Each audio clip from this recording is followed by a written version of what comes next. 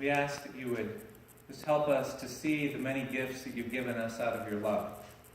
But help us to not limit your love just to enough for our sake, but help us to seek to experience enough of your love that we become a blessing, the blessing you created us to be for the sake of others.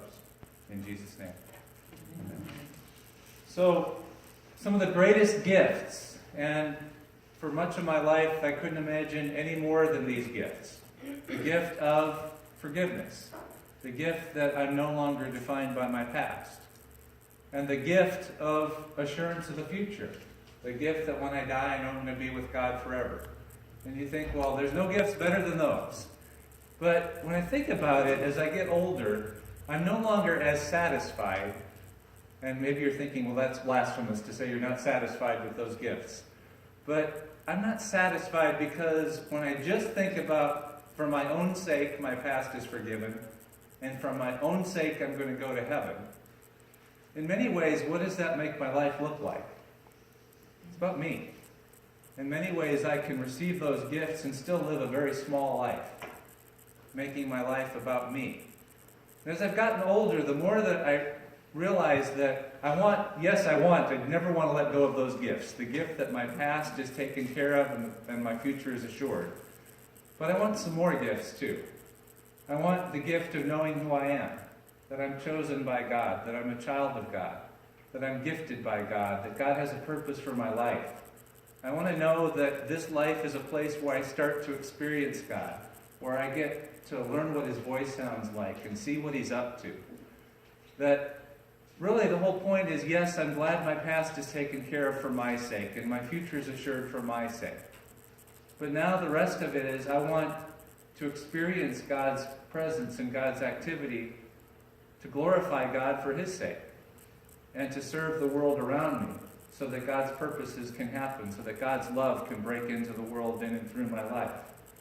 So in many ways, I feel like I'm asking for a bigger life than just what's in it for me.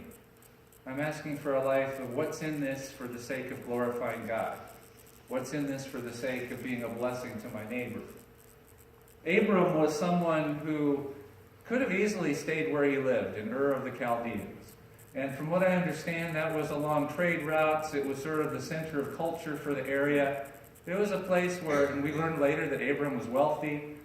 He could have very easily lived a very comfortable life if he would have just stayed there. He would have kept having his family around. Life would have been good. And if his whole life was just about him, that's the perfect place to stay. He could have been just fine. He could have been comfortable. But God had a different purpose for Abram and Sarai, that wasn't about how comfortable they were going to be, but it was about how God's relationship with them would end up causing them to be a blessing, would end up helping the world to discover how good God was. So the invitation comes to Abram.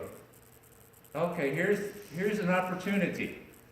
You can keep what's behind door number 1 here in Ur of the Chaldeans, and you can be successful and probably prosperous and things can go fine. Or you can take what's behind the curtain. You can take a life of adventure where you maybe might not know ahead of time what to expect, but in the process you're going to discover what it means to be a friend of God. You're going to discover what it means to trust in faith. And the result of your trusting God is that your life is going to be a blessing, not just in this generation, but your life is going to overflow and be a blessing to all generations. So Abram, are you going to take door number 1 or are you going to take the curtain? And Abram and Sarai end up taking the risk. They leave everything and they move on to not really sure where they're going to go. But in the process, their life is not going to stay small to the point where it's just about them being successful and peaceful. But their life is going to end up expanding and becoming bigger as they get to experience God and experience His faithfulness and His love. And as their descendants become a blessing to the rest of the world.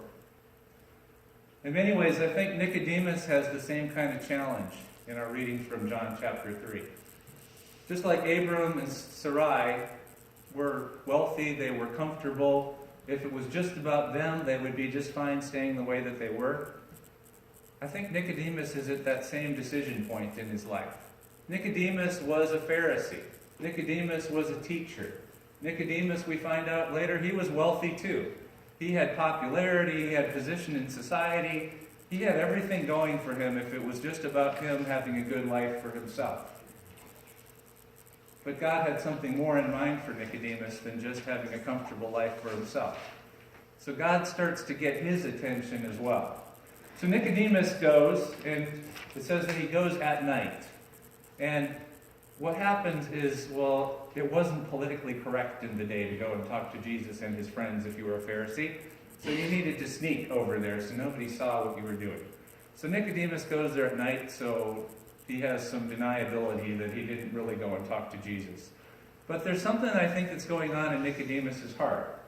That he goes there, and I just imagine this conversation inside his head and with Jesus saying, you know what, we Pharisees, we scribes, we teach about God. But then I look at you and your followers, it's like God's actually with you. God's power is at work with you. There's something different about you and your group. And he goes on to say, we Pharisees, we're pretty predictable and dry. But there's something about your group. There's love, there's life, there's vitality. There's something different about your group. And you know what? We Pharisees, we define ourselves by our discipline, how well we follow the rules. And we treat other people according to those same standards. So we're really good at judging people and condemning people. And we're good at being stressed out, trying to make sure we're living a good life ourselves. And I look at you and your followers, and you're not stressed out.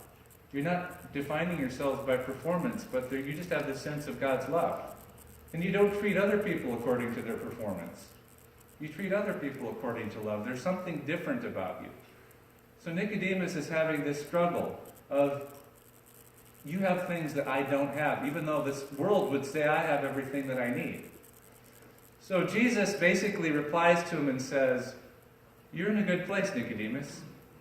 God's getting your attention. No one can see the kingdom of God without being born from above. And you're starting to see something that you wouldn't see if it wasn't for God's activity in your life. You wouldn't see what you're missing. So now, Nicodemus, the question is, are you just going to be aware that there's something more and then go back to the life that you've been living? Or are you going to take the risk of entering into it?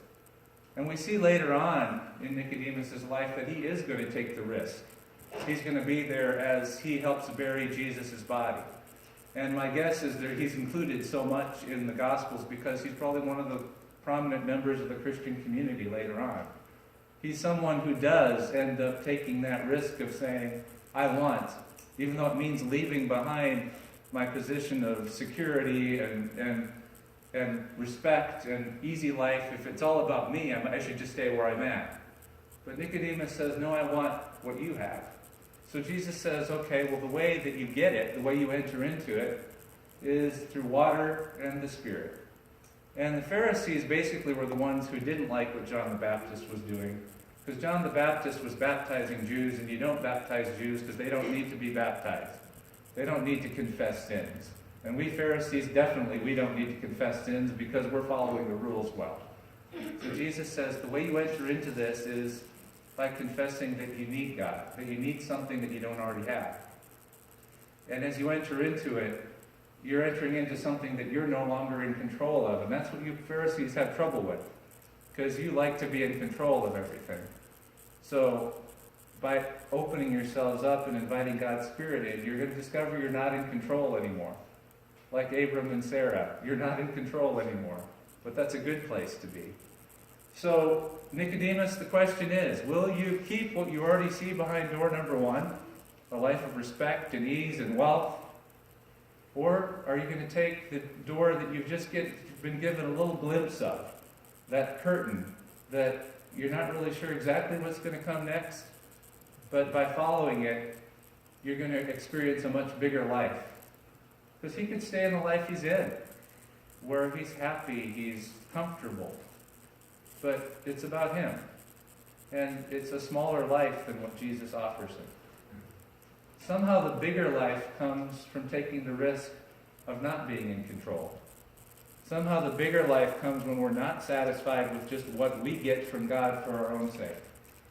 But a bigger life comes when we're willing to take the risk of trusting God to lead us places where He wants to take us, where our lives are not just defined by our safety, but our lives are defined by getting to know God's faithfulness as we take risks.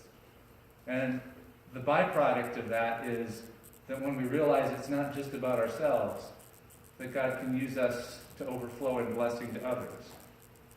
So my question to you during this season of Lent is, you can keep what's behind door number 1, that sense of, okay, yep, I know I'm forgiven. I know I'm going to heaven. That's all I need. Thank you. Have a good day.